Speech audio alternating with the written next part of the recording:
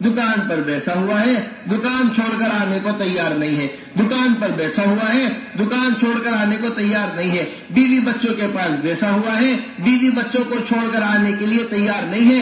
یہ ظاہری اعتبار سے جسم ہوش میں ہے لیکن روح بے ہوش ہو چکی۔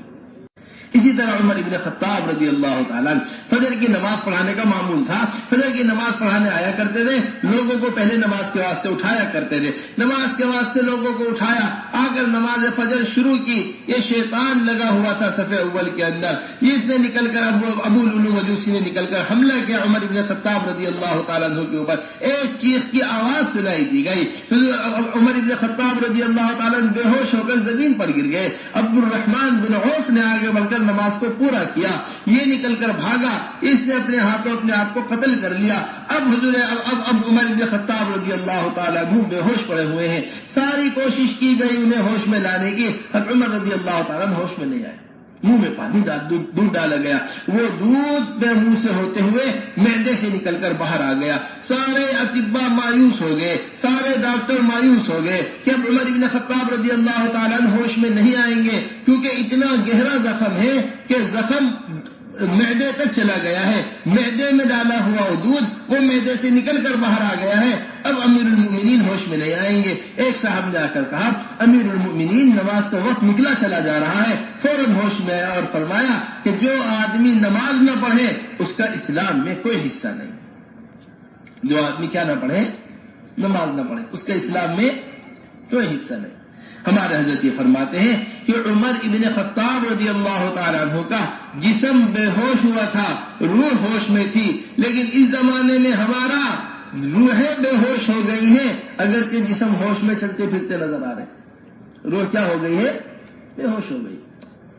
دکان پر بیٹھا ہوا ہے، دکان چھوڑ کر آنے کو تیار نہیں ہے، دکان پر بیٹھا ہوا ہے، دکان چھوڑ کر آنے کو تیار نہیں ہے، بیوی بچوں کے پاس بیٹھا ہوا ہے، بیوی بچوں کو چھوڑ کر آنے کے لیے تیار نہیں ہے۔ یہ ظاہری اعتبار سے جسم ہوش میں ہے لیکن روح بے ہوش ہو چکی۔ اس لیے میرے محترم دوستو، نماز بڑا بنیادی عمل ہے، اسلام کی بنیاد ہے وہ نماز کے اوپر ہے، دین کا ستون الصلاۃ عمود الدین، دین کا ستون نماز ہے، حضور اکرم صلی اللہ علیہ وسلم کی آنکھوں کی ٹھنڈک نماز ہے، نماز کا سب سے زیادہ اہتمام۔ ایسی نمازیں ہم اپنی بنا لیں کہ جس طرح حضرات صحابہ رضی اللہ اجمعین کی نمازوں سے مسائل حل ہوا کرتے تھے، اسی طرح ہماری نمازوں سے بھی مسائل حل ہو، ہماری نمازوں سے کیا ہو، مسائل حل۔ 2 رکعت نماز پڑھی اور اپنے اللہ سے دعائیں مانگی اور سمندر کے اوپر راستے بنوا لیے، نماز کے واسطے پہاڑوں کے اندر پانی نکلوا لیا، جیل کے اندر بندھے نماز کے واسطے پانی چاہیے تھا، جیل کے اندر بادل بلوا کر وہاں بارش کروا دی، ایسی دعا مانگی کہ اپنے مردے کو زندہ کروا لیا۔ یہ دعا اس واقعات ہیں اللہ کے صحابہ۔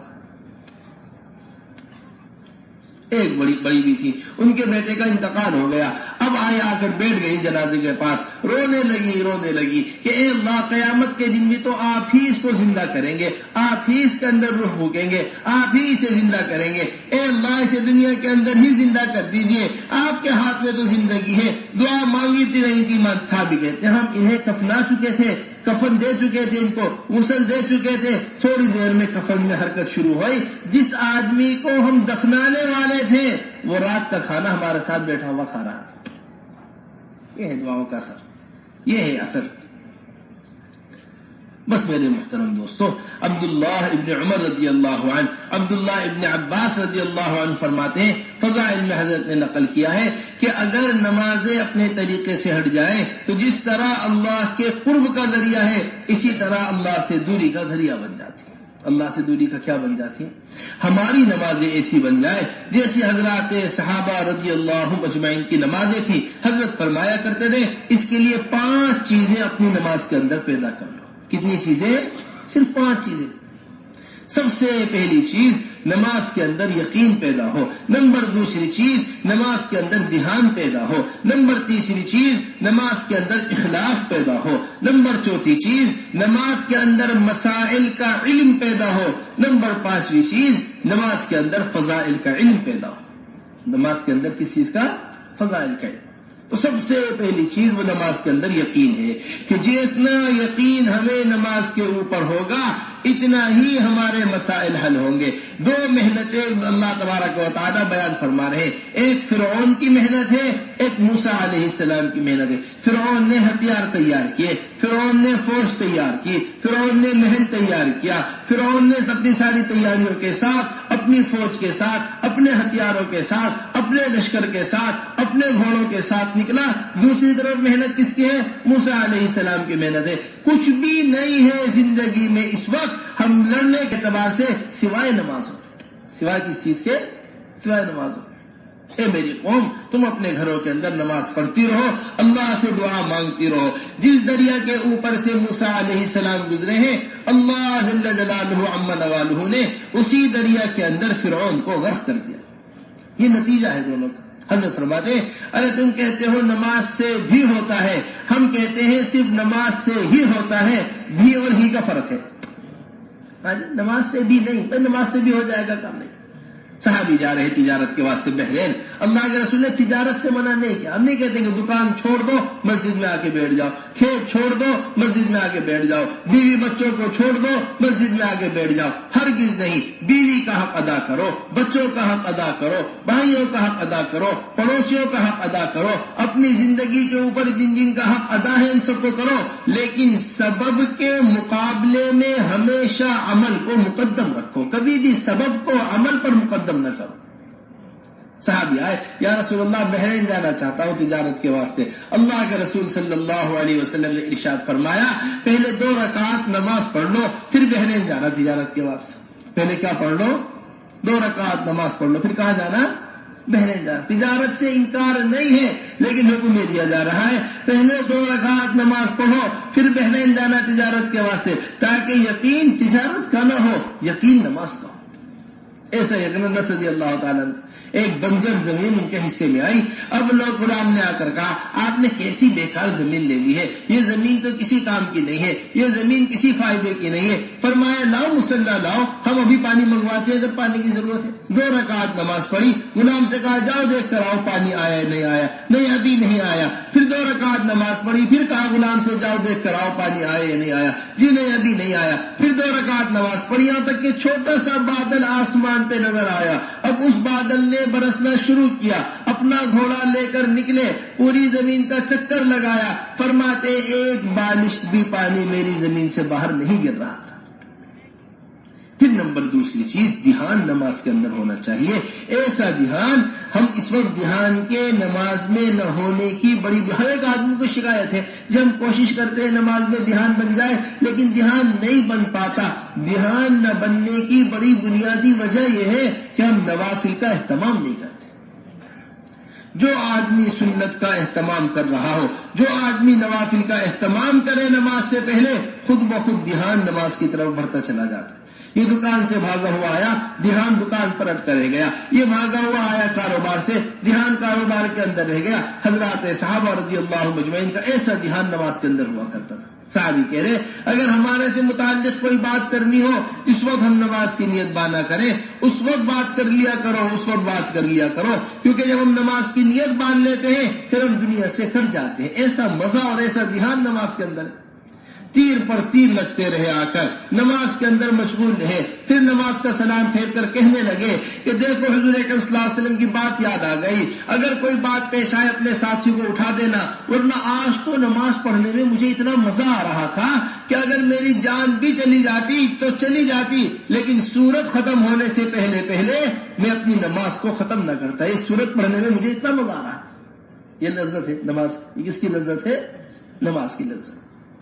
بس میرے محترم دوستو, پھر نماز کے اندر اور تمام تر عبادتوں کے اندر بڑی بنیادی چیز اخلاص ہونا چاہیے. دیکھو یہ نمازیں یہ ظاہر داری کے لیے نہیں ہے, صرف یہ نمازیں یہ صرف اس کے واسطے نہیں ہے, بلکہ نماز صرف اللہ کے واسطے ہے. نماز کس کے واسطے ہے؟ صرف اللہ کے واسطے. ریاض الصالحین کے شرح ہے روضۃ الصالحین, اس میں حضرت علی رضی اللہ تعالیٰ عنہ کا قول نقل کیا گیا ہے. حضرت علی رضی اللہ تعالیٰ عنہ فرمایا کرتے تھے 3 قسم کے لوگ ہیں دنیا میں عبادت کرنے والے. کتنے قسم کے لوگ؟ 3 قسم کے لوگ ہیں دنیا میں عبادت کرنے والے. ایک عبادت کرنے والا ہے تاجر, ایک عبادت کرنے والا ہے غلام اور ایک عبادت کرنے والا ہے آزاد آدمی۔ تاجر کی عبادت یہ ہے کہ میں اس واسطے سجدے کرتا ہوں تاکہ ان سجدوں کے بدلے مجھے جنت مل جائے۔ ان سجدوں کے بدلے مجھے کیا مل جائے؟ جنت۔ یہ کس کی عبادت ہے؟ تاجر کی۔ اور دوسری عبادت ہے غلام کی عبادت، میں اس واسطے عبادت کرتا ہوں تاکہ میری گردن دوزخ سے آزاد ہو جائے، تاکہ میری گردن دوزخ سے آزاد ہو جائے۔ تیسری عبادت ہے آزاد آدمی کی عبادت، نہ جنت نہ دوزخ، میرا اللہ مجھ سے راضی ہو جائے، میں اس واسطے عبادت کرتا ہوں۔ میں کس واسطے عبادت کرتا ہوں؟ کہ میرا اللہ مجھ سے کیا ہو جائے؟ میرا اللہ مجھ سے راضی ہو۔ بس میرے محترم دوستو، ایسی ہماری عبادت ہونی چاہیے کہ اللہ جل جلالہ عم نوالہ ہم سے راضی ہو جائے۔ ہمارے حضرت یہ فرماتے ہیں جب باقی رہنے والی جنت کے واسطے عبادت نہیں ہے پھر فنا ہونے والی دنیا کے واسطے عبادت کیسے ہو سکتی؟ جب باقی رہنے والی جنت کے واسطے عبادت نہیں ہے پھر فنا ہونے والی دنیا کے واسطے کیسے عبادت ہو سکتی؟ پھر اسی کے ساتھ ساتھ دو چیزیں بڑی بنیادی ہیں، ایک فضائل کا علم ہے، ایک مسائل کا علم ہے۔ مسائل کا علم ہم علماء کے حلقوں سے باقاعدگی کے ساتھ حاصل کریں، یہ ہماری بڑی بنیادی ذمہ داری ہے، یہ ہماری بڑی بنیادی اس وقت کی ضرورت ہے کہ ہماری مسجدوں کے اندر علم کے حلقے قائم ہوں، ہماری مسجدوں کے اندر تعلیم کے حلقے قائم ہوں، ہماری عوام علماء سے ربط پیدا کرے اور باقاعدگی کے ساتھ روزانہ کچھ وقت نکال کے اپنا علم کے حلقوں میں آ کر بیٹھے۔ جس طرح ایک مریض ڈاکٹر کو تلاش کرتا ہے، جس طرح ایک مقدمے میں پھنسا ہوا آدمی وکیل کو تلاش کرتا ہے، جس طرح ایک گھر بنانے والا آدمی انجینئر کو تلاش کرتا ہے کہ ہمارے گھر کا کیسا نقشہ بنے گا، ہمارے گھر کا کیا ڈیکوریشن ہوگا، ہمارے گھر کے اندر کیا کیا کام ہوگا، کسی تلاش کر رہا ہے تو وہ تلاش کرتا ہے مستقل طور پر تاکہ بس اسی طرح میرے محترم دوستو ایک عام آدمی علماء کو اس ضرورت کے ساتھ تلاش کرے۔ دیکھو ہماری بات بڑے اہتمام سے سمجھنا، ہزار بار اللہ نہ کرے کہ اگر مقدمے میں پھنسا ہوا آدمی مقدمے میں ہار گیا، اس کی زمین اس کے ہاتھ سے چلی جائے گی۔ ایک بیمار آدمی ہزار بار اللہ نہ کرے مرض بڑھنے کی وجہ سے زیادہ نقصان جو ہوگا مر کر دنیا سے چلا جائے گا، لیکن اللہ نہ کرے اگر علم سے محروم ہو کر چلا گیا، دنیا میں بھی نقصان ہے اور آخرت میں بھی نقصان ہے۔ دنیا میں بھی کیا ہے؟ نقصان، اور آخرت میں بھی نقصان۔ اس لیے جب اللہ جل جلالہ عم نوالہ کسی قوم کو ہلاک کرنے کا فیصلہ کرتے ہیں تو سب سے پہلے علماء کی برائی دل کے اندر بٹھا دیتے ہیں۔ علماء سے دور ہوتا ہے آدمی، علم سے دور ہوتا ہے، علم سے دور ہوتا ہے جہالت غالب ہوتی ہے، اور جہالت ہلاکت کی وجہ بنتی ہے۔ جہالت کس کی وجہ بنتی ہے؟ ہلاکت کی وجہ بنتی ہے۔ اس لیے ہم روزانہ اپنا تھوڑا سا وقت فارغ کر کے ایسا نظام اپنی مسجدوں کے اندر قائم کر دیں کہ 24 گھنٹے ہماری مسجدوں کے اندر اہل علم موجود ہوں، 24 گھنٹے ہماری مسجدوں کے اندر علم کے حلقے لگ رہے ہوں، عوام کو گشت کر کے ملاقات کر کے ہم علم کے اندر لے کر آ رہے ہوں۔ ایسا ہمارا ماحول بن جائے مسجدوں کے اندر جس طرح 24 گھنٹے اسپتال میں ہر وقت ڈاکٹر موجود رہتا ہے، اسی طرح 24 گھنٹے مسجدوں میں اہل علم موجود رہے۔ آدھی رات کو میں ایمرجنسی پڑی ہے تو فوراً ڈاکٹر کے پاس لے کر بھاگتے ہیں، ڈاکٹر اسپتال میں موجود ہے، ایسا نظام ہمارا بنے۔ پھر نمبر دوسری چیز فضائل کا علم، وہ بھی ہمیں مسجد سے ملے گا۔ جب یہ 5 چیزیں ہماری نماز کے اندر پیدا ہو جائیں گی، اب اس کے ذریعے اللہ تبارک و تعالیٰ کے ہاں ایسی نماز بنے گی جس کے ذریعے سے مسائل حل ہو۔ پھر نمبر دوسری چیز اور بنیادی یہ کہ ہم رمضان کے روزے رکھتے ہیں۔ میرے محترم دوستو، یہ رمضان کے روزے اور نماز یہ دونوں خالص جسمانی عبادت ہیں۔ یہ دونوں کیا ہیں؟ خالص۔ اب رمضان کا مہینہ آ رہا ہے، یہ رمضان کے روزوں کی آدمی کو بڑی پابندی کرنی چاہیے۔ اللہ کے رسول صلی اللہ علیہ وسلم حدیث قدسی بیان کر رہے ہیں، اللہ جل جلالہ عم نوالہ نے فرمایا ہے کہ میں خود بدلہ ہوں، بدلہ روزوں کا بدلہ میں خود ہوں۔ یہ روزہ ایسا عمل ہے، کھانا چھوڑ دیا ہے، پینا چھوڑ دیا ہے، اللہ کی رضا کے واسطے باب الریان ہوگا، VIP دروازہ جنت میں داخل ہونے کا، روزوں والوں کا دروازہ الگ ہی ہوگا۔ روزے والے کا کیا ہوگا؟ الگ دروازہ ہوگا۔ پھر اسی کے ساتھ ساتھ زکوٰۃ کا اہتمام۔ میرے محترم دوستو، اس وقت ہمارے مال کی بے برکتی کی سب سے بڑی وجہ جو بنی ہوئی ہے بنیادی طور پر، وہ زکوٰۃ کی ادائیگی کا نہ ہونا بنا ہوا ہے۔ وہ کس کی ادائیگی کا؟ بڑی عمدہ بات ہمارے حضرت فرماتے ہیں، یہ فرماتے ہیں جب تک مسلمان زکوٰۃ ادا کر رہا تھا، جب تک مسلمان اللہ کا حق اللہ کے دے رہا تھا، جب تک مسلمان زکوٰۃ ادا کر رہا تھا، ساری دنیا سے ٹیکس لے رہا تھا، جب سے مسلمان نے زکوٰۃ ادا کرنی بند کر دی، یہ ساری دنیا کو اپنا ٹیکس دے رہا ہے، لینے کے بجائے دینے والا بن گیا، لینے کے بجائے دینے والا بن گیا، اپنے گھر کا دے رہا ہے، چلنے کا دے رہا ہے، پینے کا دے رہا ہے، کھانے کا دے رہا ہے، کہا اپنا تھوڑا سا مال اللہ کے حق سے بچایا تھا، کتنا بڑا مال دینا پڑ رہا ہے۔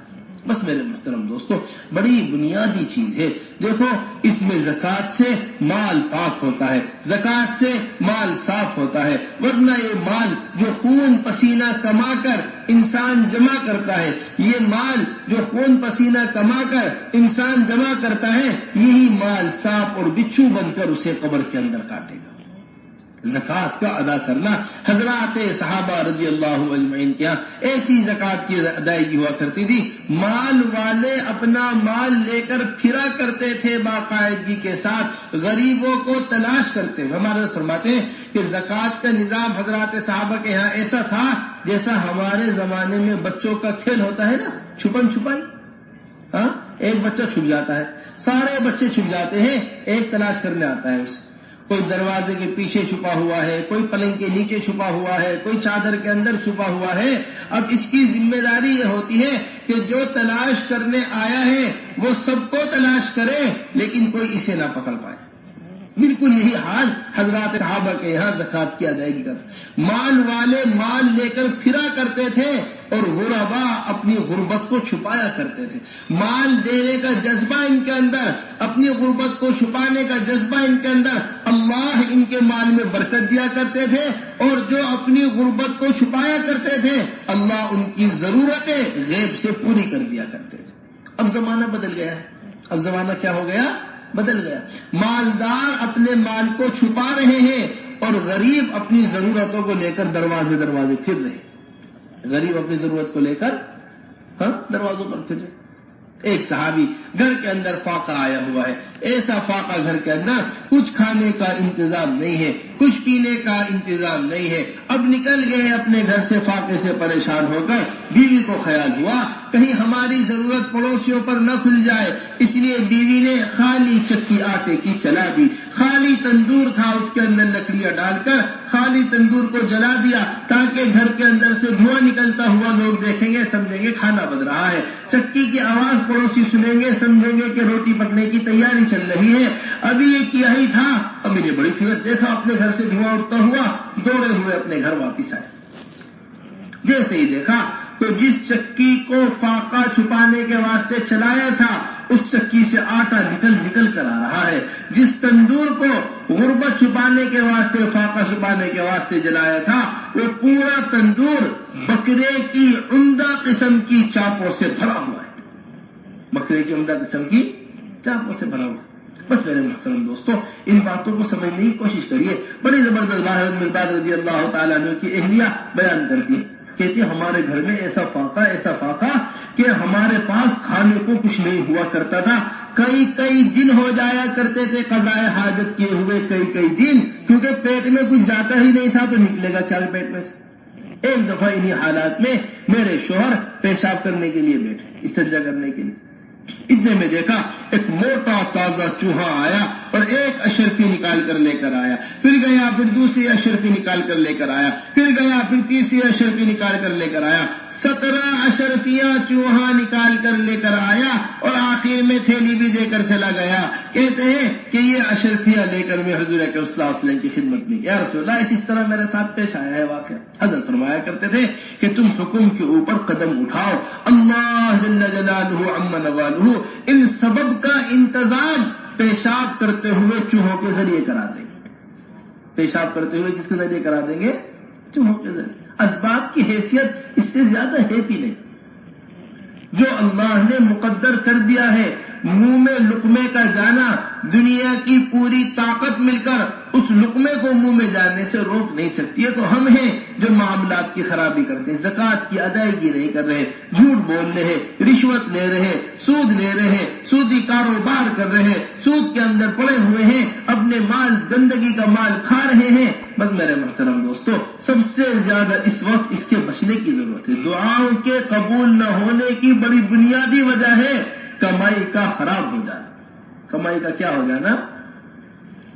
جس طرح پاک پانی آدمی نماز کے ادا کرنے کے لیے تلاش کرتا ہے, جس طرح پاک پانی آدمی نماز کے ادا کرنے کے لیے, فریضے کے ادا کرنے کے لیے جس طرح پاک پانی آدمی تلاش کرتا ہے, اسی طرح نماز کو قبول کرانے کے لیے پاک غذا کو بھی تلاش کرنا چاہیے. نماز کو کیا کرانے کے لیے؟ قبول.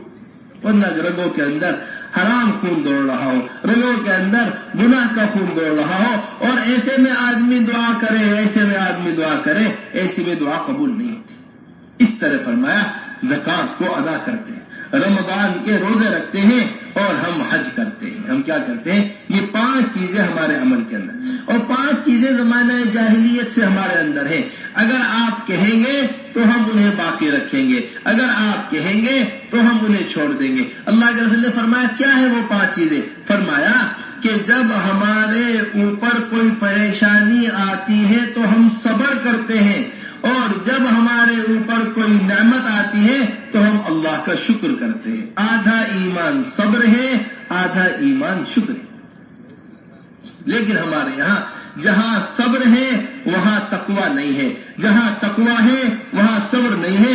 اصل صبر تقوی کے ساتھ ہوتا ہے. جن کے اندر اللہ کا ڈر نہیں ہوتا, تقوی نہیں ہوتا, اللہ کے حکم کو پورے نہیں کرتے, وہ مظلوم نہیں ہوتے, وہ تو خود ظالم ہوتے ہیں. وہ تو خود کیا ہوتے ہیں؟ خود ظالم ہوتے ہیں.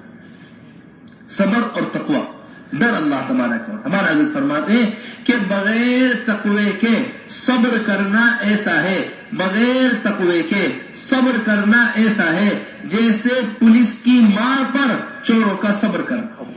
چور ہے نا, صبر کرتا ہے, تھانے کے اندر پھٹ رہا ہے اور کیا کرتا رہتا ہے؟ صبر کر رہا ہے. سارے دنیا کے چور بھی اگر صبر کرتے رہے, ان کی صبر پر مدد نہیں آئے گی. کیوں؟ کیونکہ یہ چوری کا ارادہ لے کر بیٹھے ہوئے ہیں, دل کے اندر ڈر نہیں ہے اللہ کا. اللہ کا ڈر ہوتا ہے جو آدمی کو چوری چھٹواتا ہے, جو آدمی کو غلط چیز سے روکتا ہے, جو آدمی کو غلط چیز سے روکتا ہے.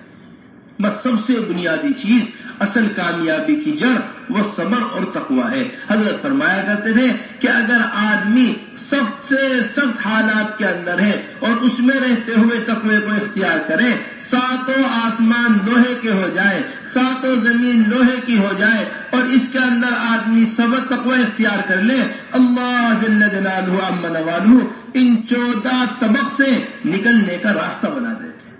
ان 14 طبق سے یہ ہمیں شیطان کا بہت بڑا دھوکہ لگا ہوا ہے. ابھی ہم اپنی تجارت کے اندر مجبور ہیں.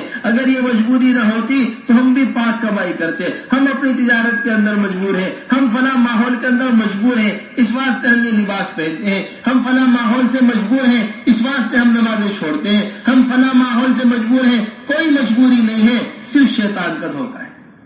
کوئی کسی قسم کی کیا نہیں ہے.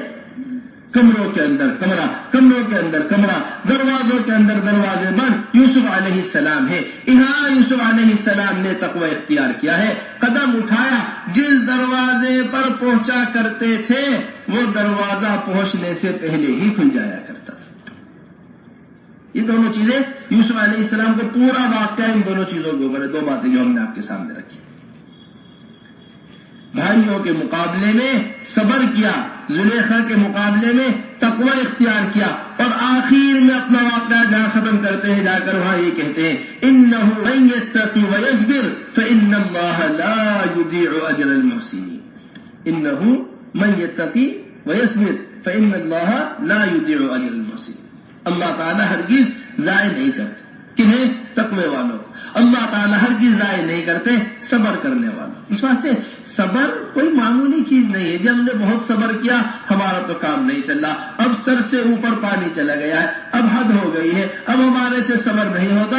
حضرت ابو ذر الغفاری سے فرما رہے حضور اکرم، اے ابو ذر مدینے والے تمہیں نکالیں گے، کیا کرو گے؟ یا رسول اللہ میں ملک شام چلا جاؤں گا۔ اے ابو ذر ملک شام والے تمہیں نکالیں گے، پھر کیا کرو گے؟ یا رسول اللہ میں مدینہ منورہ آ جاؤں گا۔ اے ابو ذر تمہیں مدینے والے پھر نکالیں گے، کیا کرو گے؟ یا رسول اللہ میں تلوار لے کر ان کا مقابلہ کروں گا۔ نہ ابو ذر مقابلہ مت کرنا، صبر کرتے کرتے ہمارے پاس تک آ جانا۔ یہ ابو ذر صبر والے آدمی بھی ہے، تقوی والے آدمی بھی۔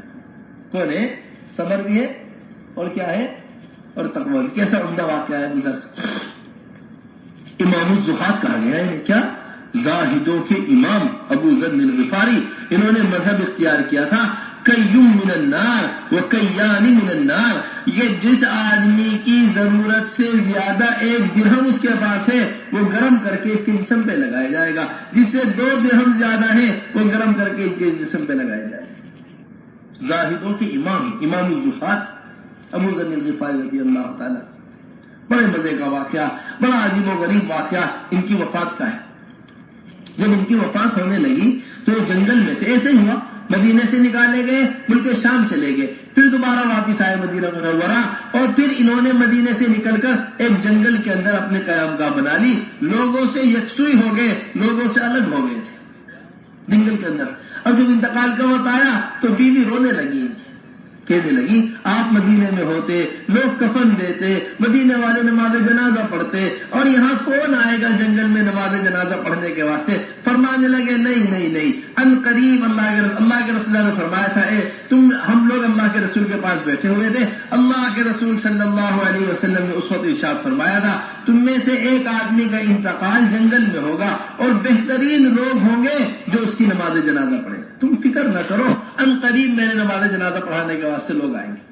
اب بیوی بار بار ٹیلے پہ چڑھتی، جا کر دیکھتی کوئی آیا ہے یا نہیں آیا، پھر واپس آ کر ان کی تیمارداری میں لگ جاتی، پھر دوبارہ جا کر دیکھتی کہ کوئی آیا یا نہیں آیا، پھر آ کر ان کی تیمارداری کے اندر لگ جاتی۔ دیکھا سامنے سے ایک لشکر چلا آ رہا ہے، وہ گئے ان کے پاس، جا کر پوچھا کہ کون ہو تم لوگ؟ ارے تم عورت اکیلی جنگل میں کیا کر رہی ہو؟ کہنے لگی ایک مسلمان مر رہا ہے، ایک مسلمان کا انتقال ہو رہا ہے، کیا تم اس کی نماز جنازہ نہیں پڑھاؤ گے؟ کسی بھی کا انتقال ہو رہا، یہاں جنگل میں کون مسلمان ہے ایسا؟ انہوں نے کہا ابو ذر الغفاری ہے۔ چیخیں نکل گئی لوگوں کی یہ بات سن کر، بظاہر عبداللہ ابن عمر کا لشکر تھا جو عمرے کے واسطے جا رہا، چیخیں نکل گئی، آئے ان کے پاس، آ کر ان کو نماز جنازہ پڑھی، کفنایا دفنایا۔ پھر روایت کو نقل کیا عبداللہ ابن عمر نے کہ ہم حضور اکرم صلی اللہ علیہ وسلم کے ساتھ ایک سفر میں جا رہے تھے، ابو ذر سفر سے راستے سے ہٹ کر چل رہے تھے، اللہ کے رسول نے فرمایا ابو ذر کیوں راستے سے ہٹ کر چل رہے ہو؟ پھر دیکھ کر کہنے لگے ابو ذر سے اے ابو ذر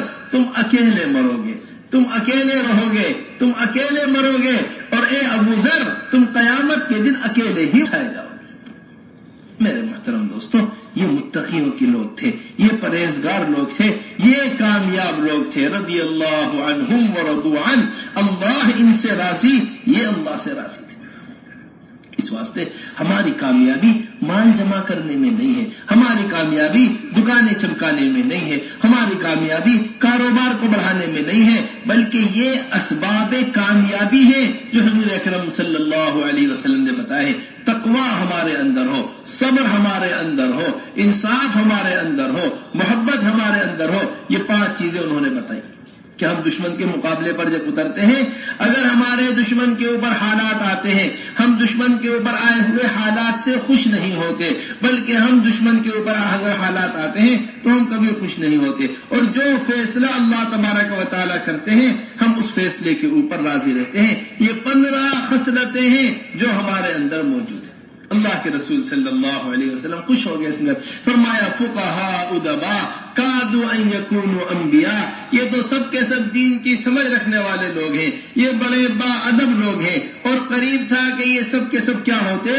یہ سب کے سب نبی ہوتے۔ بس میرے محترم دوستو، اب یہ خصلت ہے، بہت اہم بات آپ سے عرض کر رہے ہیں، اب یہ خصلتیں، اب یہ صفات یہ بکھر کر رہ گئی ہیں، پورے الگ الگ ہو کر رہ گئی۔ یہ دیکھو اچھی طرح سمجھیے گا ہمارے بات کو، بعض لوگوں کو عبادات پسند آئی، وہ عبادات کو لے کر ایک کونے میں ہو گئے، بعض لوگوں کو علم پسند آیا، وہ علم کو لے کر ایک کونے میں ہو گئے، بعض لوگوں نے ذکر اختیار کیا، وہ ذکر کو لے کر ایک کونے میں ہو گئے، بعض لوگوں نے اخلاق کو اختیار کیا، وہ اخلاق لے کر ایک کونے میں ہو گئے، بعض لوگوں نے معاملات لیے، وہ معاملات لے کر ایک طرف ہو گئے۔ حضور اکرم صلی اللہ علیہ وسلم کے یہاں یہ تمام تر چیزیں ایک ایک امتی کے اندر پائی جایا کرتی تھی۔ ان اصحابی کالنجوم، میرے صحابہ ستاروں کی طرح ہے، کسی ایک کی بھی اتباع کر لو منزل کو پہنچ جاؤ گے۔ یہ حضرات صحابہ رضی اللہ اجمعین کے ہاں جو تمام تر خوبیاں مجموعے کے اندر تھی، اس کی وجہ یہ تھی کہ ہر خوبی کو لے کر آدمی عوام میں اترا ہوا تھا۔ اب دین تقسیم ہو کے رہ گیا۔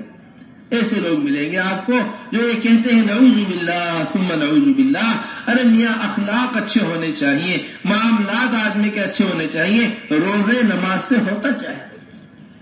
حدیث شریف کے اندر آتا ہے بڑے خسارے میں ہوگا وہ آدمی جو نماز کے پہاڑ لے کر آئے گا، عبادات کے پہاڑ لے کر آئے گا، لیکن دوسروں کا حق مارا ہوا ہوگا، دوسروں کے ساتھ زیادتی کی ہوگی، دوسروں کی عبادات اس کو دے دی جائیں گی، اس کی عبادات دوسروں کو دے دی جائیں گی، دوسروں کے گناہ اس کے اوپر لاد کر اسے دوزخ میں ڈال دیا جائے گا۔ تو مجموعے کا دین احیاء العلوم میں امام غزالی علیہ الرحمہ نے نقل کیا ہے کہ 10 چیزوں کا مجموعے کو دین کہتے ہیں، 10 چیزوں، اس کے اندر نماز ہے، روزہ ہے، حج ہے، زکوٰۃ ہے، امر بالمعروف نہی عن المنکر ہے، سنتوں پر عمل ہے، علم کا حاصل کرنا ہے، پڑوسیوں کے حقوق ہیں۔ اس طرح کی 10 چیزیں حضرت امام غزالی علیہ الرحمہ نقل فرماتے ہیں کہ ان ساری چیزوں کا مجموعہ مل کر دین بنتا ہے۔ لیکن ہم، اللہ ہمیں معاف فرمائے، ہم نے دین کا ایسا حال کر دیا جیسا بادشاہ کا باز۔ سمجھنا ہماری بات، بہت مزے کا واقعہ آپ کو سنا رہے۔ باز ہوتا ہے نا، باز شاہین، عقاب، یہ اس نام بڑا زبردست پرندہ ہوتا ہے، اس سے شکار کیا جاتا ہے، شکار کے لیے استعمال کیا جاتا ہے۔ ایک بادشاہ نے باز پالا اپنا، اب باز پالا جب رکھا اپنا باز، تو اب اس باز سے شکار کیا کرتا تھا۔ ایک دفعہ باز اڑا چلا جا رہا تھا، اچانک کوئی بات پیش آئی اور وہ باز اڑتے اڑتے زمین پر گر گیا، اور گرا کہاں جا کر؟ ایک بڑھیا کے گھر میں گرا۔ حضرت جی مولانا یوسف صاحب اسے بیان کیا کرتے تھے، ایک بڑھیا کے گھر میں گر گیا جا کر۔ اب بڑھیا نے دیکھا ایک بڑا لمبا چوڑا بہترین پرندہ ہے، بڑے بڑے بال ہیں، وہ آ کر گھر کے اندر گرا۔ اب بڑھیا کو بڑا خیال آیا کہ دیکھو تو صحیح بیچارے کا کیا حال ہو گیا۔ سب سے پہلے اس کے پر دیکھے، اتنے بڑے بڑے پر ہیں، کیسے نہاتا ہوگا، کیسے اڑتا ہوگا، اس میں جوئیں نہ پیدا ہو گئی ہو، اس میں کوئی پریشانی نہ ہو گئی ہو۔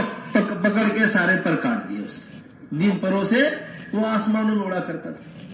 تھوڑی دیر میں نگاہ پڑی چونچ کے اوپر، ارے اس کی چونچ تو آگے سے مڑی ہوئی ہے پوری، اس کی چونچ تو آگے سے پوری کیا ہے؟ مڑی ہوئی ہے، یہ کیسے دانا چگے گا، یہ کیسے دانا کھائے گا؟ اس کی چونچ کاٹ دی۔ تھوڑی دیر کے اندر نگاہ پڑی اس کے پنجوں کے اوپر، اتنے بڑے بڑے پنجے، اتنے بڑے بڑے ناخن، کسی نے ان کے ناخن نہیں دیکھے، کسی نے اس کے ناخن، جس سے پرندوں کو پکڑتا ہے، جس سے شکار کرتا ہے، تھوڑی دیر میں پکڑ کے اس کے ناخن کاٹ دیے۔ اب وہ باز جن پروں سے اڑا کرتا تھا، جس چونچ سے پھاڑتا ہے، جس پنجوں سے پکڑتا ہے، کوئی چیز باقی نہیں رہی۔ حضرت فرمایا کرتے تھے جس طرح بڑی بی نے اپنے دماغ سے باز کو برباد کر دیا، اسی طرح ہم نے اپنے دماغ سے دین کو برباد ختم کر دیا۔ ہم نے اس طرح اپنے دماغ سے دین کو کیا کر دیا؟ ختم۔ ارے کیا ضرورت نعوذ باللہ زکوٰۃ کی، ہمیں کیا ضرورت ہے اتنا مال دینے کی؟ اس کو ایسا کر دو، اس کو ایسا کر دو، نماز کو ایسا بنا دو، لباس کو ایسا بنا دو، چہرے کو ایسا بنا دو، عبادات کو ایسا بنا دو، جس کے جو سمجھ میں آیا اس نے وہ دین کے اندر تبدیلی کر دی۔ بس میرے محترم دوستو، یہ اصل بات ہے۔ حضرت فرمایا کرتے تھے ایسا رعب اللہ جل جلالہ عم نوالہ نے دیندار زندگی کا رکھا تھا۔ نصرت بالرعب مسیرۃ شہر او شہرین، 1 مہینے کے فاصلے، 2 مہینے کے فاصلے پر اگر دشمن ہوتا تھا وہ رعب سے کب کپایا جایا کرتا تھا، کب کپایا جایا کرتا تھا۔ شیر جیسا رعب تھا، شیر آ جائے نا کسی جنگل میں، جنگل سے نکل کر شہر میں شیر آ گیا، ایک دفعہ دھاڑے گا تو بڑے سے بڑا آدمی بھی کھڑکی سے باہر نکلنا، دروازے سے باہر نکلنا، کھڑکی سے جھانکنا پسند نہیں کرے گا، پتہ نہیں کس گلی میں شیر سے ملاقات ہو جائے۔ کس گلی میں؟ حضرت فرماتے تھے ہم نے اپنے آپ کو جنگل کے شیر سے ہٹا کر سرکس کا شیر بنا لیا ہے. کہاں کا شیر بنا لیا؟ بس اس لیے میرے محترم دوستو کامیابی نہ اصل مال کے اندر ہے. حضرت فرمایا کرتے تھے مسلمان کبھی نہ مال و دولت سے چمکا ہے نہ قیامت تک کبھی مال و دولت سے چمکے گا. ہر زمانے میں اللہ جل جلالہ عم نوالہ نے اسلام کو جو چمکایا ہے وہ اعمال سے چمکایا ہے، اور قیامت تک جب جب زندگیوں کے اندر حضور اکرم صلی اللہ علیہ وسلم والی محنت آئے گی، جب جب حضور اکرم صلی اللہ علیہ وسلم والے طریقے آئیں گے، مسلمان چمکتا چلا جائے گا.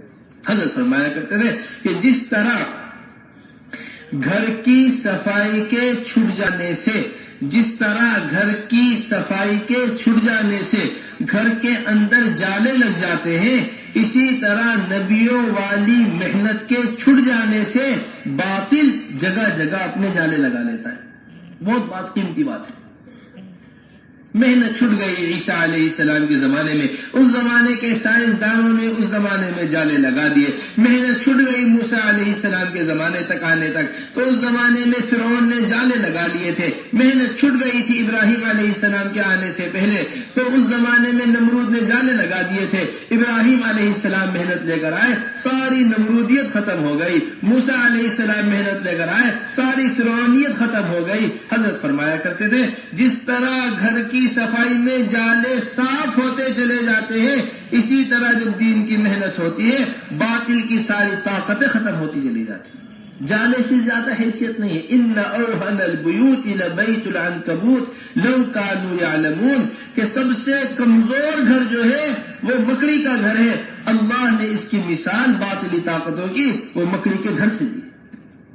جس طرح مکڑی کا گھر بے حیثیت ہوتا ہے، اسی طرح ساری باطل طاقتیں بے حیثیت ہے دین کے مقابلے. ساری باطل طاقتیں کیا ہے؟ بالکل بے حیثیت ہے. کس کے مقابلے میں؟ دین کے مقابلے. بس میرے محترم دوستو اب ہماری ذمہ داری یہ بنتی ہے کہ ہم اس طرز نقل و حرکت کے اوپر آئیں جس پر حضرات صحابہ رضی اللہ اجمعین، حضور اکرم صلی اللہ علیہ وسلم جس پر حضرات صحابہ رضی اللہ اجمعین کو چھوڑ کر گئے تھے. ان صفات کو لے کر، ان اوصاف کو لے کر، ان اعمال کو لے کر، ان عبادات کو لے کر، ان دعوت کو لے کر حضرات صحابہ رضی اللہ اجمعین پھرا کرتے تھے. ان کے پھرنے کی وجہ سے ان اعمال کے اندر تعدیہ پیدا ہوا کرتا تھا. یہ اعمال متعدی بنا کرتے تھے اور یہ اعمال متعدی بن کر عوام کے اندر زیادہ ہوا کرتے تھے. اب ہم سب ان اعمال کو لے کر بیٹھ گئے ہیں، تعدیہ پیدا ختم ہو گیا ہے، عمل کا بڑھنا ہی ختم ہو گیا ہے. عمل کا بڑھنا کیا ہو گیا ہے؟ ختم ہو گیا. حضور اکرم صلی اللہ علیہ وسلم 3 ذمہ داریاں امت کو دے کر گئے تھے. سب سے پہلی ذمہ داری یہ فرمائی الصلاح الصلاح. نمبر 2 ذمہ داری یہ فرمائی وما ملکت ایمانکم. نمبر 3 ذمہ داری یہ فرمائی انفذوا جیش اسامہ. اسامہ کے لشکر کو روانہ کر دینا. سب سے پہلی ذمہ داری حقوق اللہ ہے، دوسری ذمہ داری حقوق العباد ہے. شاہ عبد القادر جیلانی رحمت اللہ علیہ یہ بات فرمایا کرتے تھے کہ ایمان کی تکمیل 2 چیزوں کے اندر ہے. ایمان کی تکمیل کتنے اندر ہے؟ حضرت شاہ عبد القادر جیلانی رحمت اللہ علیہ یہ بات فرمایا کرتے تھے کہ ایمان کی تکمیل 2 چیزوں کے اندر ہے. ایک نمبر 1 چیز الحب للہ، العظمت لأوامر اللہ تبارک و تعالی، اور نمبر 2 چیز الشفقۃ مع خلق اللہ تبارک و تعالی. العظمت اللہ تبارک و تعالی کے اوامر کی عظمت، اور نمبر 2 چیز اللہ کے بندوں سے محبت. اللہ کے بندوں سے محبت یہ ایمان کا مکمل کر دیتا ہے. اللہ کے رسول 2 چیزیں فرما رہے ہیں الصلاۃ الصلاۃ وما ملکت. نماز کی پابندی، اس میں تمام حقوق اللہ آ گئے ہیں. روزے کی پابندی، حج کی پابندی، زکوٰۃ کی پابندی، ساری چیزیں آ گئی ہیں. نمبر 2 چیز حقوق العباد. جب آدمی اپنے نوکر کے ساتھ نرمی کا معاملہ کرے گا، اپنے غلام کے ساتھ نرمی کا معاملہ کرے گا، اب سوچئے تو صحیح پھر اپنے والدین کے ساتھ کتنی نرمی کرے گا، اپنے بھائیوں کے ساتھ کتنی نرمی کرے گا، اپنے پڑوسیوں کے ساتھ کتنی نرمی کرے گا. پھر نمبر 3 چیز جو اصل اللہ کے رسول صلی اللہ علیہ وسلم نے ارشاد فرمائی، جس کے اوپر حقوق العباد کا دار و مدار ہے، جس کے اوپر حقوق اللہ کا دار و مدار ہے، وہ ہے انفذوا جیش اسامہ، اسامہ کے لشکر کو روانہ کر دینا۔ یہ حضور اکرم صلی اللہ علیہ وسلم ارشاد فرما رہے ہیں۔ حضرت ابو ہریرہ رضی اللہ تعالیٰ عنہ قسم کھا کر کہا کرتے تھے، اتنی قسمیں کھایا کرتے تھے، اتنی قسم اس بات کے اوپر کہ لوگ کہا کرتے تھے اے ابو ہریرہ اپنے حال پر رحم کرو، اتنی قسمیں مت کھاؤ، اتنی قسمیں کھا کر فرمایا کرتے تھے کہ اگر ابو بکر رضی اللہ تعالیٰ عنہ نہ ہوتے تو زمین پر کوئی اللہ کو سجدہ کرنے والا بھی باقی نہ رہتا۔ کہاں لکھا ہے؟ تو صاحب میں لکھا کہ اگر ابو بکر نہ ہوتے تو زمین پر کوئی اللہ کو سجدہ کرنے والے۔ ایسا ابو بکر رضی اللہ تعالیٰ نے قدم اٹھایا، کیسا قدم؟ عمر رضی اللہ تعالیٰ منع کر رہے، عثمان غنی منع کر رہے، انصار منع کر رہے، مہاجرین منع کر رہے کہ ابھی جماعت کے روانہ کرنے کا وقت نہیں ہے۔ خود مدینہ منورہ کے اوپر حالات آئے ہوئے ہیں، ہر طرف سے حملے کا خطرہ ہے۔ فرمانے لگے اگر ہماری عورتوں کو کوئی کفنانے والا نہ ہو، کوئی دفنانے والا نہ ہو، درندے ان کو مکے مدینے کی گلیوں میں کھینچتے ہوئے پھرے، پھر بھی میں مدینہ منورہ سے جماعت کو روانہ کروں گا۔ ایسا عزم ابو بکر رضی اللہ تعالی عنہ کا جماعت کو روانہ کرنے کے لیے ایسا عزم ہے، ایسا عزم کہ اس عزم سے اللہ تبارک و تعالی نے سارے وسائل۔ بیٹھے بیٹھے عمر ابن خطاب رضی اللہ تعالیٰ چہرے کو پیار کرنا شروع کر دیتے ابو بکر کے۔ اے عمر کیا کر رہے ہو؟ وہ دن یاد آ رہا ہے جس دن آپ نے اسامہ کے لشکر کو روانہ کیا تھا۔ عمر اور آل عمر کی ساری نیکیاں لے لیجئے، اپنا ایک دن مجھے دے دیجئے۔ عمر اور آل عمر کی ساری نیکیاں لے لیجئے، اپنا ایک دن مجھے دے دیجئے۔ 3 راتیں جو آپ نے غار حرا میں غار ثور میں اللہ کے رسول کے ساتھ گزاری تھی، ان میں سے ایک رات مجھے دے دیجئے اور وہ دن مجھے دے دیجئے جس دن اللہ کے رسول دنیا سے رخصت ہوئے تھے اور اللہ نے آپ کے ذریعے امت کو سنبھالا تھا۔ میرے محترم دوستو، سمجھو یہ اللہ کے راستے میں کیوں نکالا جاتا ہے؟ اللہ کے راستے میں نکالنے کا اصل مقصد اللہ کا حکم ہے، انفروا خفافا وثقالا، ہلکے ہو یا بھاری ہر حال میں اللہ کے راستے میں نکلو۔ یا ایھا الذین آمنوا ما لکم اذا قیل لکم انفروا فی سبیل اللہ ثاقلتم الى الارض ارضیتم بالحیاة الدنیا من الآخرة فما متاع الحیاة الدنیا فی الآخرة الا قلیل الا تنفروا يعذبكم عذابا علیما ويستبدل قوما غیرکم۔ اے ایمان والو، تمہیں کیا ہو گیا؟ جب اللہ کے راستے میں تمہیں نکلنے سے کہا جاتا ہے تم زمین کے اوپر بوجھل ہو جاتے ہو۔ حضرات صحابہ رضی اللہ مجمعین ان آیتوں کو پڑھ کر اللہ کے راستے میں نکلا کرتے تھے۔ انفروا خفافا وثقالا، ہلکے ہو کے بھاری ہر حال میں اللہ کے راستے میں نکلو۔ حضرت ابو ایوب انصاری رضی اللہ تعالیٰ کو بڑھاپا ہے، بڑھاپے میں اللہ کے راستے میں نکل لے۔ لوگوں نے کہا کہ آپ بوڑھے ہیں، کہاں جائیں گے بڑھاپے میں اللہ کے راستے میں؟ فرمانے لگے ہلکے ہو یا بھاری ہر حال میں اللہ کے راستے میں نکلو۔ یہ آیت مجھے بیٹھنے نہیں دیتی۔ حضرت مقداد رضی اللہ تعالیٰ عنہ یہ جسم کے بھاری آدمی ہیں، حمص میں صرافے کی دکان کے اوپر بیٹھے ہوئے ہیں اور اللہ کے راستے میں نکلنے کی تیاری کر رہے ہیں۔ ایسا بھاری جسم کہ وہ جسم لٹک رہا ہے زمین پر، اس حال میں اللہ کے راستے میں نکلنے کی تیاری کر رہے ہیں۔ لوگوں نے کہا آپ کہاں جائیں گے اس حال میں اللہ کے راستے میں؟ فرمانے لگے انفروا خفافا وثقالا، ہلکے ہو کے بھاری ہر حال میں اللہ کے راستے میں نکلو۔ یہ آیت مجھے بیٹھنے نہیں دیتی، یہ آیت مجھے بیٹھنے نہیں دیتی، میں تو اللہ کے راستے میں نکلنے کے واسطے بے قرار ہوں۔ یہ حضرت مقداد رضی اللہ تعالی عنہ ہے۔ حضرت ابو طلحہ رضی اللہ تعالی عنہ حضور اکرم صلی اللہ علیہ وسلم کے زمانے میں اللہ کے راستے میں پھرتے رہے، ابو بکر رضی اللہ تعالی عنہ کے زمانے میں اللہ کے راستے میں پھرتے رہے، عمر ابن خطاب رضی اللہ تعالیٰ عنہ کے زمانے میں اللہ کے راستے میں پھر 3 زمانے گزر گئے، 4 زمانے گزر گئے، پھرتے پھرتے اب قرآن پڑھ رہے تھے بیٹھے ہوئے، اتنے میں آیت آ گئی انفروا خفافا وثقالا، فوراً فرمایا اب تو میں ہمیشہ ہمیش کے واسطے نکلنا۔ لوگوں نے کہا آپ تو اتنا پھر چکے، فرمایا نہیں، یہ آیت اب مجھے بیٹھنے نہیں دیتی۔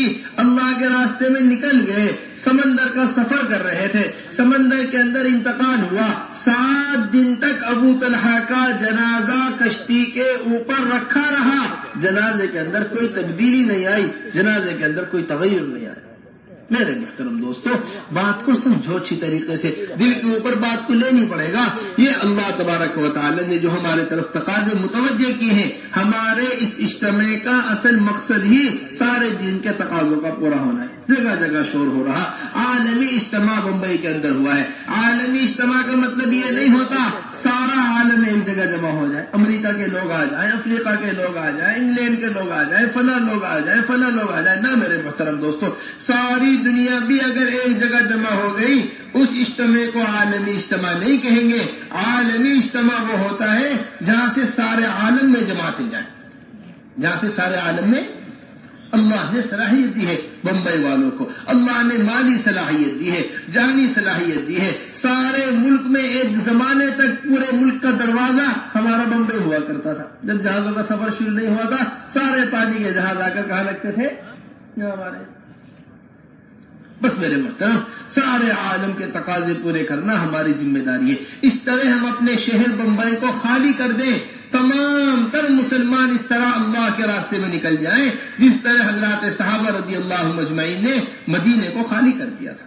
3 دن تک مدینہ ایسا خالی رہا، کوئی بالغ مرد نہیں تھا عورتوں کی حفاظت کرنے والا، کوئی بالغ مرد نہیں تھا بچوں کی حفاظت کرنے والا۔ اما عائشہ رضی اللہ تعالی عنہا اس بات کو بیان کرتی ہے، 3 دن تک کوئی بالغ مرد نہیں تھا جو عورتوں اور بچوں کی حفاظت کرتا۔ اس طرح ہمارا اللہ کے راستے میں پھرنا ہونا چاہیے، اس طرح ہمارا اللہ کے راستے میں دین کے تقاضوں کو پورا کرنا ہونا چاہیے۔ اس طرح حضرات صحابہ رضی اللہ مجمعین اللہ کے راستے میں نکلا کرتے تھے۔ حضرت فرمایا کرتے تھے، آزار تو ہر ایک کے ساتھ لگے ہوئے ہیں، کسی کے ساتھ دکان کی پریشانی ہے، کسی کے ساتھ بیوی بچوں کی پریشانی ہے، کسی کے ساتھ بیماری کی پریشانی ہے، کسی کے اوپر قرضہ آیا ہوا ہے، کوئی گرمی میں نکلنا نہیں چاہتا، کوئی سردی میں نکلنا نہیں چاہتا۔ حضرت فرمایا کرتے تھے، جب بھی تمہیں کوئی عذر پیش آیا کرے اللہ کے راستے میں نکلنے میں، اپنے عذر کو حضرات صحابہ رضی اللہ اجمعین کے عذر میں تلاش کیا کرو۔ تمہارا کوئی عذر ایسا نہیں ہوگا جس کو قربان حضرات صحابہ نے نہ کر دیا۔ بیماری ہے گھر کے اندر، اس حال میں اللہ کے راستے میں نکل لے۔ گھر کے اندر خود بیمار ہے، اس حال میں اللہ کے راستے میں نکل لے۔ درختوں پر کھجوریں تیار ہیں، انہیں چھوڑ کر اللہ کے راستے میں نکل لے۔ گرمی کا موسم ہے، اللہ کے راستے میں نکل لے۔ سردی کا موسم ہے، اللہ کے راستے میں نکل لے۔ ہر حال میں دین کا تقاضا حضرات صحابہ پورا کر لیں، ہر حال میں تھا دین کا تقاضا۔ بیٹی گھر کے اندر بیمار، کیسا تعلق باپ کو بیٹی سے ہوتا ہے، ایسا تعلق بیٹے سے نہیں ہوتا جیسا تعلق بیٹی سے ہوتا ہے۔ جو محبت بیٹی کی ہوتی ہے، اور پھر محبت کرنے والے اللہ کے رسول جن کی محبت سب سے بڑھ کے محبت ہے، قیامت تک کوئی ایسی محبت اپنی اولاد سے نہیں کر سکتا جیسی محبت اللہ کے رسول نے کر کے دکھائی۔ ہر چیز میں اللہ کے رسول امام ہے۔ بیٹی بیمار، اللہ کے رسول صلی اللہ علیہ وسلم اللہ کے راستے میں نکل گئے، داماد کو اپنی بیٹی کے پاس چھوڑ کر گئے۔ جب واپس تشریف لائے، دیکھا سب سے لوگ سامنے سے چلے ہوئے آ رہے۔ ارے بھائی خیریت تو ہے، تم سب ایک ساتھ کہاں سے آ رہے ہو چلے ہوئے؟ کہنے لگے یا رسول اللہ، ہم ابھی آپ کی بیٹی کو دفنا کرا رہے ہیں، ہم ابھی آپ کی بیٹی کو دفنا کرا رہے ہیں۔ اس حال میں اللہ کے راستے میں نکل گئے۔ لگنا پن ہے، عمر ابن جموع کی یہاں پیر میں لگنا پن، اور 4 شیر جیسے بیٹے ہیں ان کے۔ یہ آئے اللہ کے رسول کے پاس، یا رسول اللہ میں تو اللہ کے راستے میں نکلنا چاہتا ہوں۔ تشکیل کس نے کی؟ بیوی نے تشکیل کی۔ ارے سب اللہ کے راستے میں جاتے ہیں، تم جاتے ہی نہیں اللہ کے راستے میں۔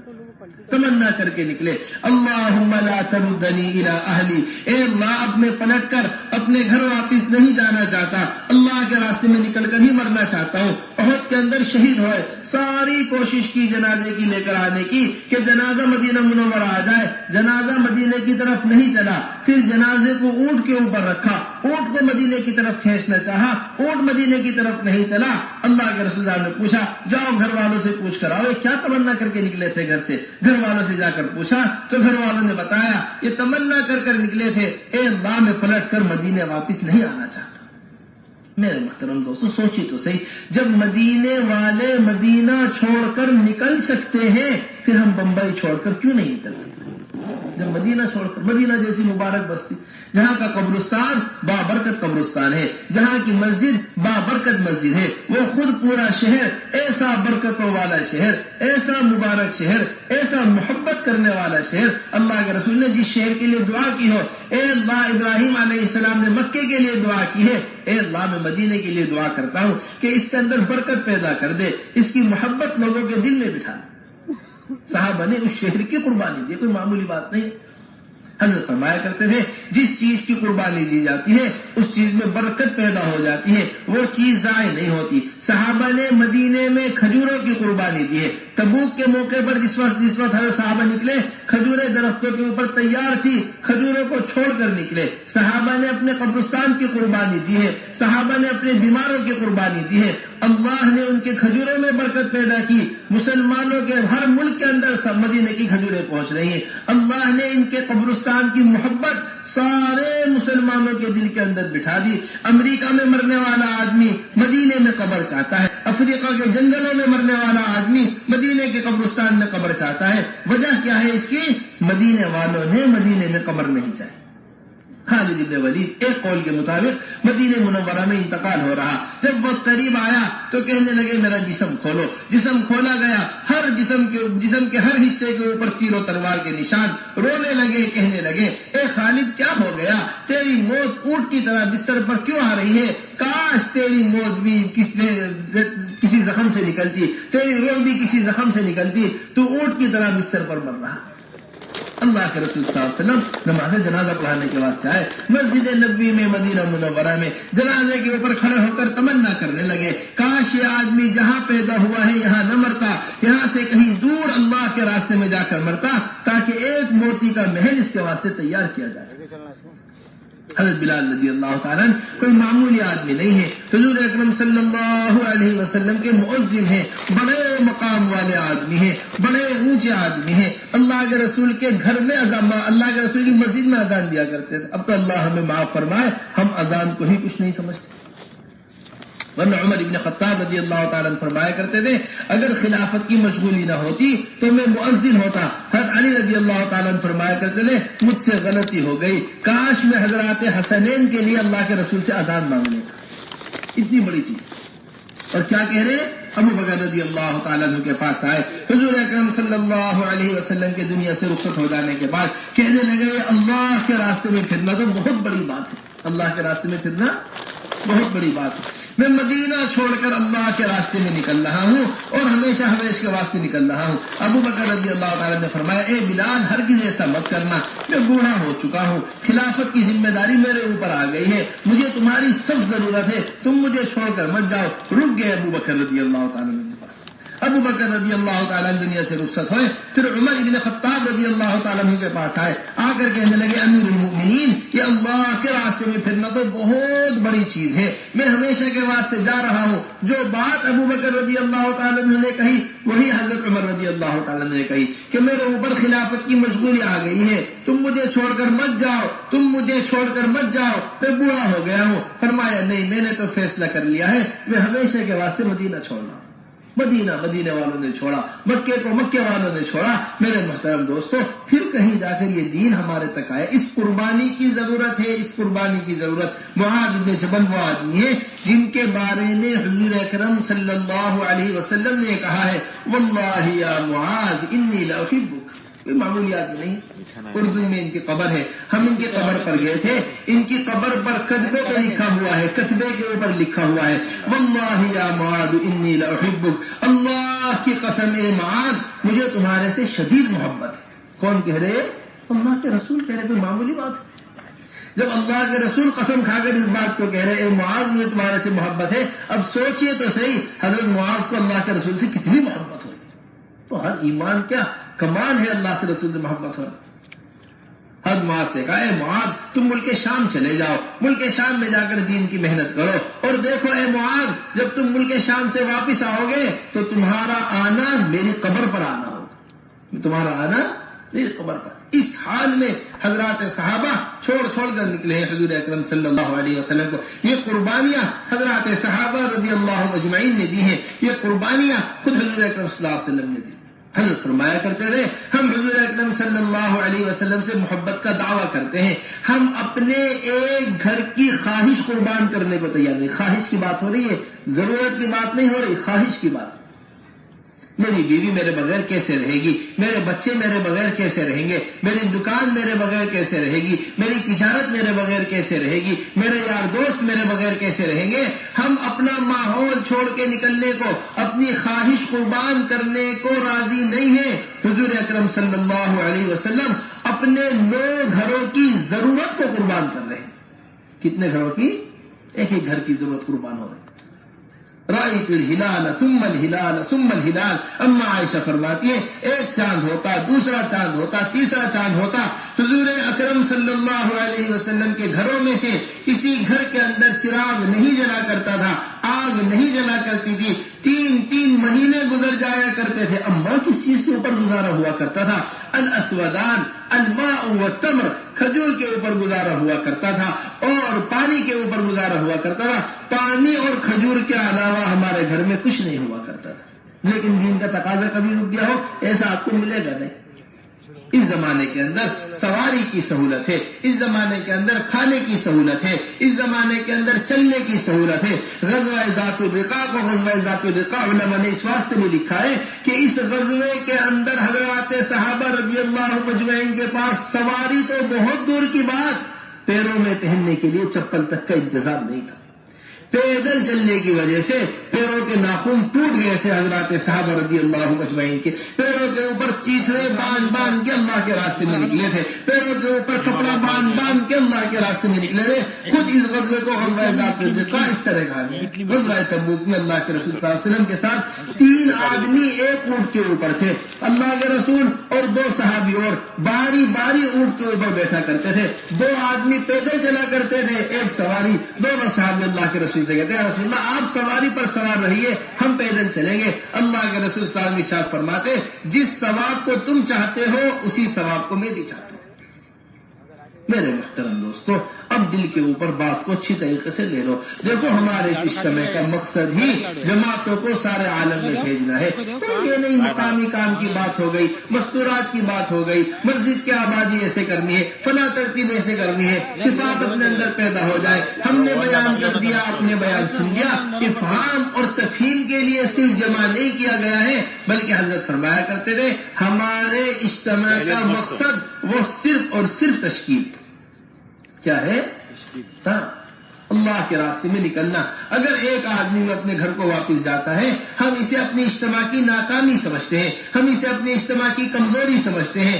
ایک آدمی کے واپس جانے کا بھی ہمیں ایسا غم ہونا چاہیے جیسا ایک گاہک سے دکان سے ایک گاہک واپس چلا جاتا ہے، ایسا غم ہوتا ہے دکاندار کو۔ میری دکان پہ آیا تھا، سامان بھی دیکھ لیا تھا، پھر بھی نہیں خرید کے گیا، ہمارے پاس آیا، ہماری بات سن بھی لی، اللہ کے رسول کی بات سنی، اللہ کے راستے میں نکلنے کے فضائل سنے، پھر بھی ایک آدمی اپنے گھر پہ چلا جائے، اس سے بڑھ کے اور کیا نقصان کی بات ہے؟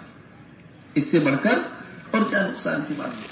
100% مجمع اللہ کے راستے میں نکلنے کا عزم کریں اور اس طرح نکلنے کی ترتیب قائم ہو جس طرح حضرات صاحب۔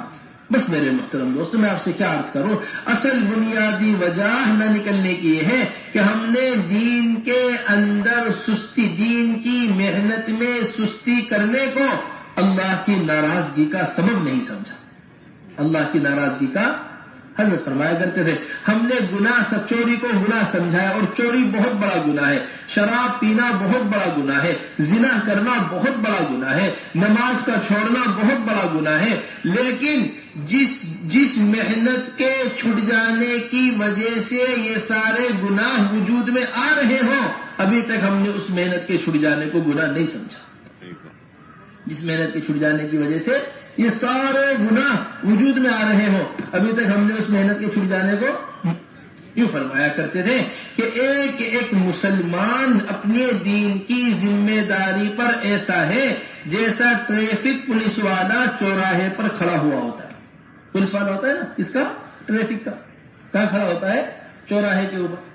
اس لائن کو چلا رہا ہے، اس لائن کو روک رہا ہے، اس لائن کو چلا رہا ہے، اس لائن کو روک رہا ہے۔ اب یہ ٹریفک پولیس والا پیشاب کرنے کے واسطے چلا گیا، اخبار پڑھنے کے واسطے چلا گیا، چائے پینے کے واسطے اپنی ذمہ داری سے ہٹ گیا اور دوسرے آدمی کو اپنی ذمہ داری پر کھڑا نہیں ہوا کیا؟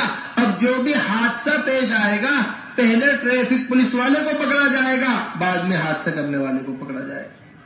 بس نے لا کر گاڑی میں ٹکر مار دی، گاڑی نے لے جا کر سائیکل میں ٹکر مار دی، بھئی کہاں ہے اس نظام کو جو سنبھالا گیا؟ حضرت فرمایا کرتے تھے کہ بالکل اسی طرح سارے عالم کا نظام ہے۔ اگر مسلمان اپنے دعوت کے کام پر نہیں لگا ہوا ہے، امر بالمعروف اور نہی عن المنکر نہیں کر رہا ہے، اچھائی کا حکم نہیں کر رہا ہے، برائی سے نہیں روک رہا ہے، گناہوں سے نہیں روک رہا ہے، تو اس گناہ پر آنے والے عذاب سے خود بھی بچ نہیں پائے گا۔ اس گناہ پر آنے والے عذاب سے قوم کو اللہ تبارک و تعالیٰ نے ہلاک کرنے کا فیصلہ کیا۔ اے اللہ، اس قوم کے اندر تو وہ فلاں آدمی بھی ہے جس نے پلنگ جھپکنے کے بقدر بھی آپ کی نافرمانی نہیں کی، اس کے ساتھ پوری قوم کو ہلاک کر دو۔ جب میرا حکم توڑا جا رہا تھا اس کے چہرے کے اوپر کوئی اثر نہیں تھا۔ من رأى منكم منكرا فليغيره بيده فإن لم يستطع فبلسانه فإن لم يستطع فبقلبه فذاك أضعف الإيمان۔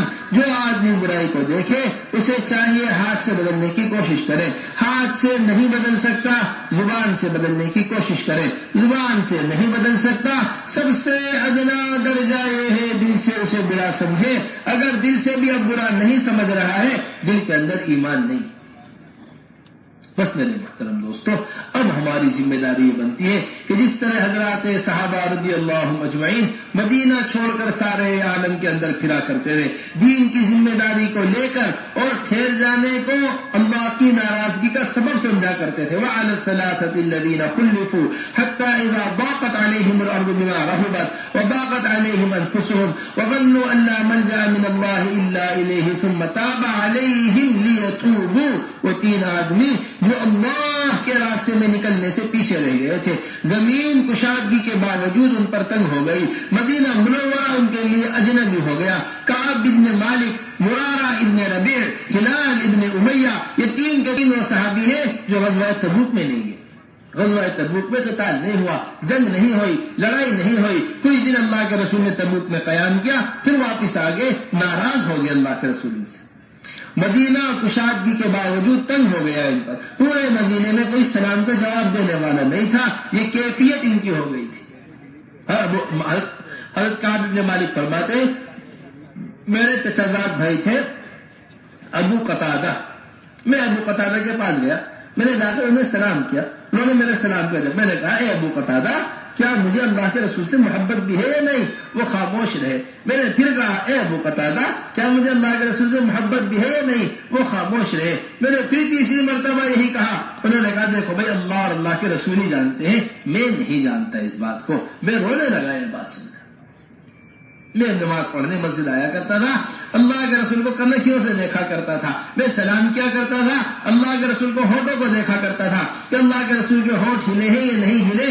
یہ کیفیت ہو گئی تھی، یہ کیفیت صرف ایک خروج کو چھٹ جانے کی وجہ سے۔ آپ سوچیے تو صحیح میرے محترم دوستو، بس اللہ کے راستے میں نکلنے کی یہ بہت بڑی ذمہ داری ہے۔ ساری دنیا آپ کے انتظار میں بیٹھی ہوئی ہے، ارتداد دنیا کے اندر پھیل رہا ہے، بے دینی دنیا کے اندر پھیل رہی ہے۔ ہم ایک دکان سے دو دکان ہو جائے، 1 روپے سے 2 روپے ہو جائے، ایک کاروبار سے 2 کاروبار ہو جائیں، ہم یہ کام پورا کر کر نکل جائیں گے، یہ کبھی نہیں ہوتا۔ کل ایسی کبھی نہیں ہوتی، وہ کل تو جب بھی ہوگی جس کے بعد کوئی کل نہیں ہوگی۔ یہ بات سمجھیے گا ہمارے اچھی طریقے سے، اب وقت کو ٹالنا نہیں چاہیے۔ دیکھو یہ خیر کا موقع بمبئی والوں کے لیے آیا ہے، بڑے مزے کی بات آپ کو بتا دیں۔